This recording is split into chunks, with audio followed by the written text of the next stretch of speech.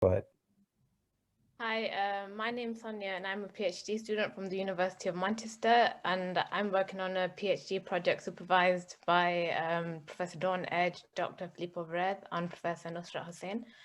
So research suggests that adverse childhood experiences such as sexual abuse, physical abuse, bullying, and etc. are prevalent among South Asian people across the world, but some studies suggest contradictory results. So some studies suggest high prevalences, some studies suggest low prevalences, and the results are quite contradictory, and the methodologies and designs used by these studies are quite varied. So that's the reason why I conducted a systematic review, and this study is the first systematic review, a meta-analysis to look at the prevalence of adverse childhood experiences among South Asian people across the world. So the aim of this study was to investigate the prevalence among South Asian people using meta-analysis methods, and to investigate the impact of these ACEs among South Asian people using systematic review methods. So I searched four databases: Embase, PsycInfo, PubMed, Global Mental Health, from 1980 to March 2019. The designs I included were quantitative studies, and the measures that were included in my review were self-report retrospective measures of childhood adversities. And the participants included, as you can see, were participants born or descended from Afghanistan, Nepal, India, Sri Lanka, Bhutan, Maldives, Bangladesh, or Pakistan. So I used quite a broad definition to encapsulate all the South Asian people. So the number of studies that I found from all my four databases was around 10,000, and once the duplicates were removed, this was around 8,355. So the title and abstracts were screened by me and Reem independently, and after title and abstract screening, the full papers were screened, and this led to 46 studies being included in my meta-analysis. So the forest plot, if you can see figure 1, is a graphical representation of my results. So the total exposure of ACEs among the South Asian population was 41%. And so you can see kind of the red diamond represents the summary effect size. So that's the exposures. So no publication bias was present. So this was tested using looking at the funnel plots and Eggers test.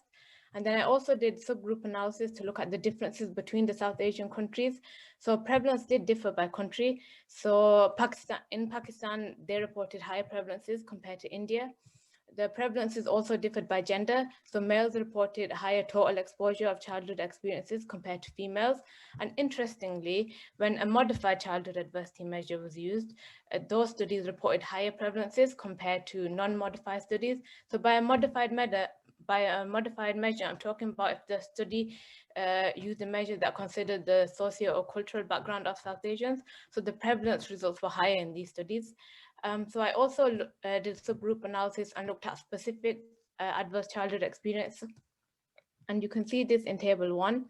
So these effects are not independent, but you can see that the experiences are quite prevalent. So you can see emotional abuse, 23%, witnessing domestic violence in childhood is quite high, 30%, sexual abuse was 15.5%.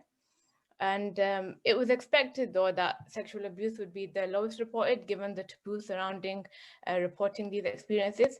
So the aim of the second experiment was to look at the impact of the ACEs in South Asian people. So various consequences were investigated, such as intimate partner violence, mental health, HIV, uh, adult sexual abuse, and such. But most studies looked at intimate partner violence, so 10 studies looked at intimate partner violence. So these results were based on the systematic reviews, so descriptive data was extracted.